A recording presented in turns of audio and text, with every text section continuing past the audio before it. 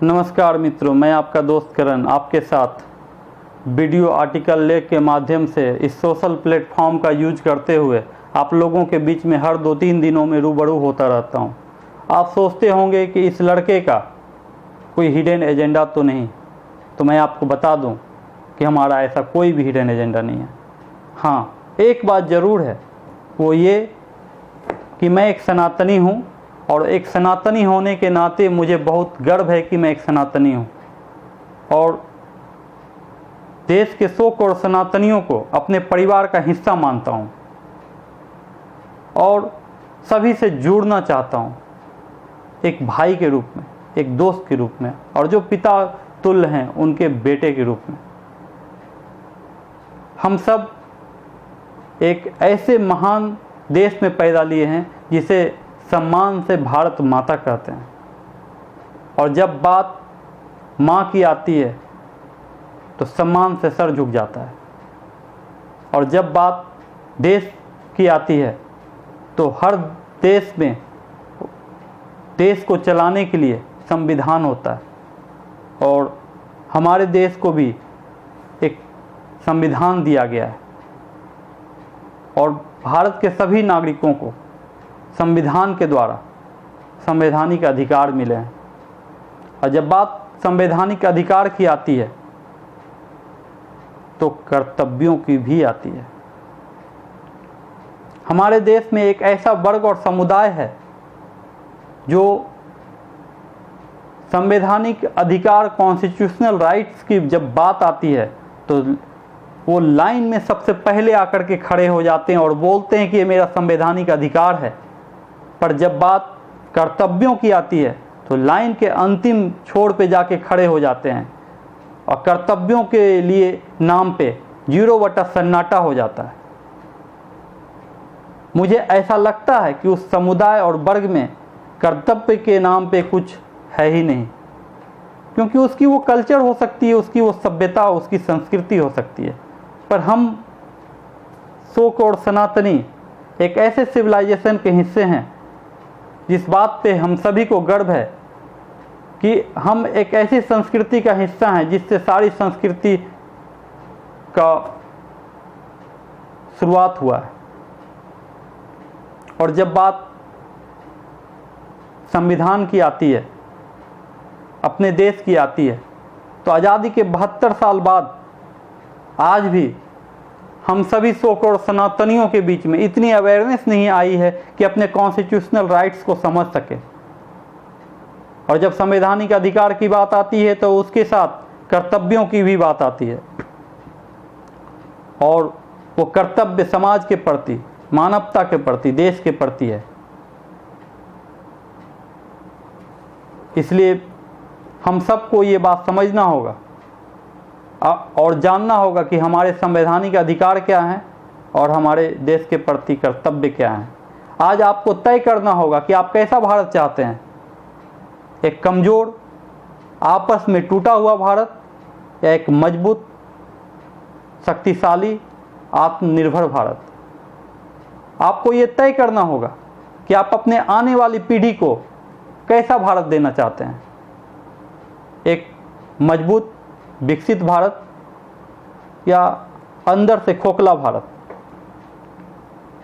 अगर आप अपने आने वाली पीढ़ी को एक मजबूत और विकसित भारत देना चाहते हैं तो आपको अपनी रिस्पॉन्सिबिलिटी समझनी होगी। जिस तरीके से आप अपने परिवार में, अपने परिवार के सदस्यों के प्रति अपने कर्तव्यों को समझते हैं, उसी प्रकार आपको अपने संवैधानिक अधिकार के साथ अपने कर्तव्यों को भी समझना होगा। तभी जाकर के एक मजबूत और शक्तिशाली देश का निर्माण कर सकते हैं। हम सब ये बात पे हमेशा लड़ते रहते हैं कि मुझे क्या मिला, मुझे क्या मिला, मुझे क्या मिला। मैं आपसे पूछना चाहता हूँ कि हम सभी के घर में सभी के माँ हैं। माँ से जितना भी बन पाता है अपने बच्चों के लिए करती है। वो सारा कुछ देने की कोशिश करती जो उसके बस में है, जो उसके बूते में है, वो सारा कुछ अपने बच्चों पे निछावर कर देती है और बदले में उसे कुछ नहीं चाहिए होता है। निस्वार्थ भाव से सब कुछ करती है। पर बच्चों का भी कुछ कर्तव्य है अपने माँ के प्रति। ठीक उसी प्रकार जब आप अपने देश को अपनी भारत माँ कहते हैं तो आपके भी कुछ कर्तव्य हैं अपने देश के प्रति, अपने समाज के प्रति, मानवता के प्रति। मैं आपसे पूछना चाहता हूं, देश क्या है? कोई भूमि का टुकड़ा? नहीं भाई साहब, देश कोई भूमि का टुकड़ा नहीं है। देश मैं हूं, आप हो, और हम सभी के मिलने से ही यह समाज बना है। ये समाज ही तो देश है जिसमें सभी पंथ संप्रदाय के लोग निवास करते हैं। हम सबको अपनी रिस्पॉन्सिबिलिटी समझनी होगी, हम सबको अपनी अकाउंटेबिलिटी तय करनी होगी, तभी जाकर के आप एक मजबूत राष्ट्र का निर्माण कर सकते हैं। आज एक राष्ट्र के रूप में देश के सामने इतने सारे खतरे पड़े हैं जिसे अगर मैं बताऊं तो आपके सर में दर्द उठ जाएगा, और मैं आपको बता के आपके सर में दर्द पैदा करना नहीं चाहता। आज हम सब आज़ादी के 72 साल बाद भी उसी स्थिति में आके खड़े हो गए। 1946 में जब देश गुलाम था, कमोबेश जो स्थितियां 1946 में थी, आज 2020 में वही स्थिति है, पर वो अप्रत्यक्ष रूप से है, इसलिए आपको दिखता नहीं। पर जो उसका अध्ययन करते हैं, जो उसे एनालाइज करते हैं, उसे पता है कि देश की स्थिति क्या है। अगर आपको हमारी बातों पे विश्वास ना हो तो आप थोड़ा सा अपने दिमाग का उपयोग करके देखें कि चारों तरफ क्या चल रहा है।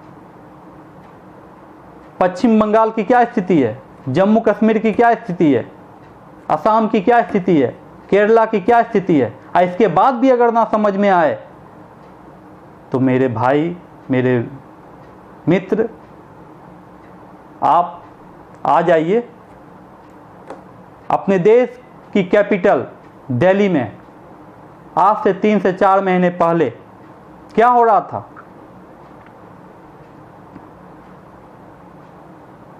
सबको पता है। देश की राजधानी, जहां पे देश का राष्ट्रपति, देश के प्रधानमंत्री, देश का गृह मंत्री, देश का सीडीएस चीफ, देश की नेवी चीफ, देश का थल सेनाध्यक्ष, देश का वायु सेनाध्यक्ष, पूरे लॉ प्रशासन का हेड क्वार्टर, सारा सिस्टम दिल्ली में,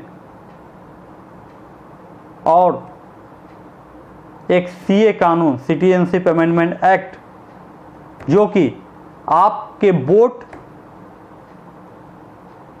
देने के बाद जो सांसद चुन करके उस पार्लियामेंट में बैठा, 1/3 मेजोरिटी से वो कानून पास हुई और पास होकर के राष्ट्रपति की मोहर लगी और वो कानून बनी। जब वो एक्ट बन गया तो देश के अंदर ही कुछ ऐसे समुदाय और वर्ग के लोग देश की कैपिटल में बीच रोड पे बैठकर 3.5 महीने शाहीन बाग को पैदा किए, और देश की सुप्रीम अदालत, सुप्रीम कोर्ट जब उस पर इंटरवीन की और उससे जाके समझाने की कोशिश की तो भी वो समझने को तैयार नहीं। अगर इसके बाद भी आपको समझ में ना आए तो आप आज से 2.5-3 महीने पहले दिल्ली दंगा को याद कर लीजिए, जिसमें आपका बेटा, आपका भाई अंकित शर्मा, जिसको 400 चाकू मार करके मार दिया गया।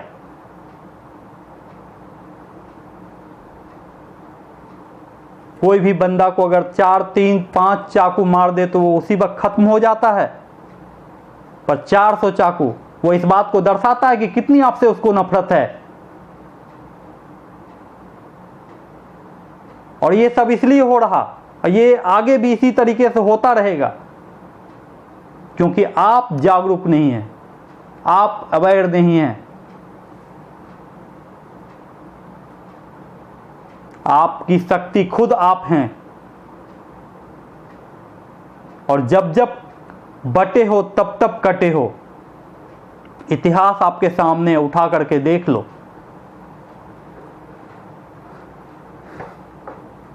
इसलिए अपनी रिस्पॉन्सिबिलिटी को समझिए, अपनी अकाउंटेबिलिटी को तय कीजिए, तभी आप एक मजबूत राष्ट्र का निर्माण कर सकते हैं। जीना है तो अपने अंदर के बैठे हुए दर्द, अपने अंदर के बैठे हुए डर को खत्म कीजिए और कदम से कदम बढ़ा करके अपने हक के लिए, अपने आने वाली पीढ़ी के लिए, अपने देश के लिए आवाज उठाइए। तभी आपकी जीत होगी। और अपने अंदर, देश के अंदर बैठे हो गद्दारों से लड़ना सीखिए, तभी आप फतह करेंगे।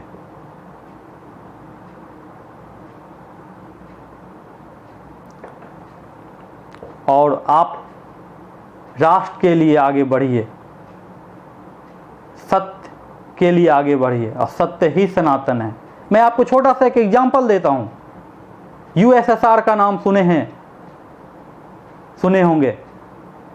यूएसएसआर, सोवियत संघ, विश्व का सबसे सुपर पावर, विश्व का सबसे ताकतवर देश, विश्व में सबसे ज्यादा न्यूक्लियर बम उसके पास, विश्व में सबसे ज्यादा मिसाइल, विश्व में सबसे ज्यादा हथियार वाला देश। एक दिन ऐसा आया कि टूट के विखंडित हो गया। और उसका कारण क्या है? उसका कारण बस इतना है कि वो देश और उस देश के अंदर जो वहां के रहने वाले लोग, उसका समाज सोया हुआ था, और जिसके वजह से वो टूट गया। टूटा तो ऐसा टूटा कि 24 भागों में बट गया। आपकी क्या औकात है? आपकी क्या हैसियत है? आप कहां एग्जिस्ट करते हो? आपका देश कहां एग्जिस्ट करता है as compare to USSR and India? समाज जब जागरूक होता है ना, तो देश का निर्माण, राष्ट्र का निर्माण होता है। इसलिए आप अपने आप को समझिए। आप खुद की ताकत भी हो और आप खुद की कमजोरी भी। उसका सारा न्यूक्लियर बम और सारा मिसाइल और सारा वेपन रखा रह गया, क्योंकि उसका समाज सोया हुआ था। जैसे आज आप सोए हुए हो, आप अपने अंदर के पुरुषार्थ को जगाओ, अपने अंदर की शक्ति को समझो और अपने हक के लिए आवाज बुलंद करो। तभी जाकर के आप एक महान देश के रूप में विश्व के नक्शे पे उभर सकते हो।